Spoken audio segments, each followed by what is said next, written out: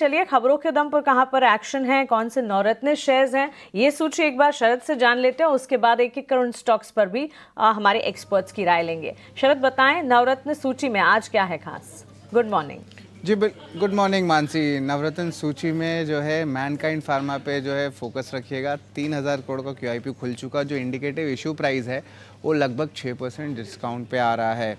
वेदांता हमारा दूसरा स्टॉक रहेगा। अपना चौथा डिविडेंड जो है इंटरिम डिविडेंड वित्त साल 2025 का उन्होंने ऐलान कर दिया। 8.5 रुपये प्रति शेयर का जो है टोटल अनाउंसमेंट आया है। और अगर पूरे साल की बात करें तो 43 रुपीज़ 50 पैसे का टोटल जो है डिविडेंड आया है। टोटल डिविडेंड पे आउट भी देखें तो 3,300 करोड़ का आता है। और इनका जो स्टेक है प्रमोटर का 56% स्टेक है, तो 1,820 करोड़ रुपए का टोटल पे आउट आता है। GMR एयरपोर्ट्स हमारा तीसरा स्टॉक रहेगा।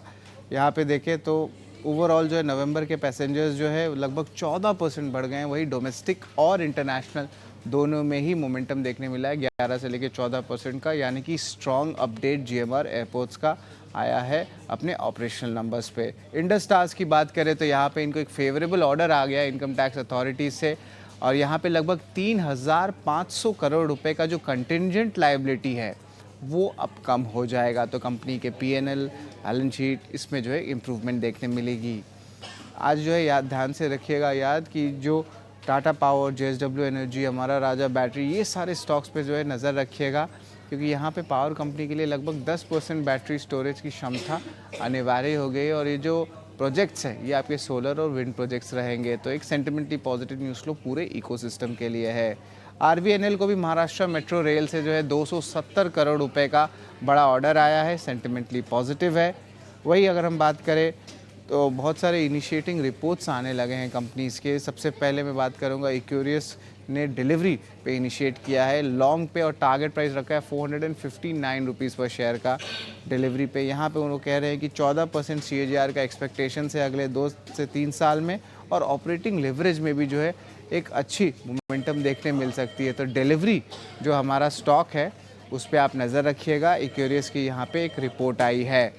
इसके अलावा हमारा 8वां स्टॉक रहेगा एफकॉन पे। इन्वेस्टेक की रिपोर्ट यहाँ पे आई है, इनिशिएट बाई किया है, और टारगेट प्राइस की अगर बात करूँ तो 630 रुपये प्रति शेयर का रखा गया है।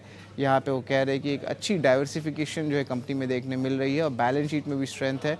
और आगे जाते हुए जिस तरह बैंक गारंटीज़ की जो है कंस्ट्रेंट्स धीरे धीरे कम हो रही, तो ऑर्डर इनफ्लो पे जो है एक अच्छा मोमेंटम देखने मिलेगा। लेकिन हमारा आखिरी स्टॉक हमारा बिग बोल्ड ब्रोकरेज होता है, इस पे पिरामल फार्मा पे नज़र रखिएगा। JM फाइनेंशियल की रिपोर्ट आई है, इनिशिएट बाय किया है, टारगेट प्राइस 340 रुपये प्रति शेयर का रखा है, यानी कि करंट लेवल से 30% से ऊपर का अपसाइड जो है देखने मिल रहा है। टॉप लाइन की बात करें तो 15% का एक्सपेक्टेशन का ग्रोथ है अगले 3 साल में, और मार्जिन्स में भी 360 बेसिस पॉइंट्स का जो है उछाल देखने मिल सकता है। 23% का EBITDA CAGR ग्रोथ का भी अनुमान है, और ओवरऑल जो है एक बहुत बड़ा बुलिश नज़रिया पिरामल फार्मा के लिए आ रहा है।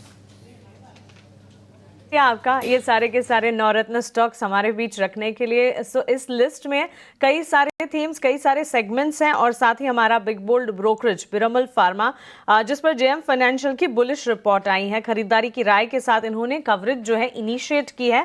340 रुपए के लक्ष्य यहाँ पर वो दे रहे हैं, और आय में 15% ग्रोथ का अनुमान जताया। बाजार खुलने के बाद किस तरह के सेंटिमेंट्स पिरामल फार्मा में नजर आता है, इस पर जरूर नजर होगी। करीब 2% का इजाफा इस वक्त प्री ओपन में आप स्टॉक प्राइस मूवमेंट में देख